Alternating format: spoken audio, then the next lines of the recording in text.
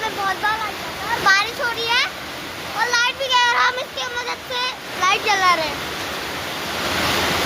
और ये हमारा किचन है, अभी अंधेरा है तो दिखेगा नहीं पर अंदर लाइट है। ये देखो लाइट है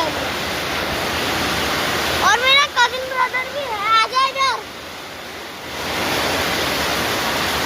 ये देखो मेरा कजिन ब्रदर इधर आना जरा सा। ये देखो ये तब दिख नहीं रहा था ना अच्छे से। ये देखो आप ये देखो ये मेरा कजिन ब्रदर है और ये मेरा भाई है और ये पापा। तो आज की वीडियो में आपको यही सब बताना था और आपको मेरी वीडियो को अगर शेयर करने का मन करे तो कर दो, लाइक और सब्सक्राइब करना मत भूलना। तो bye and safe and careful.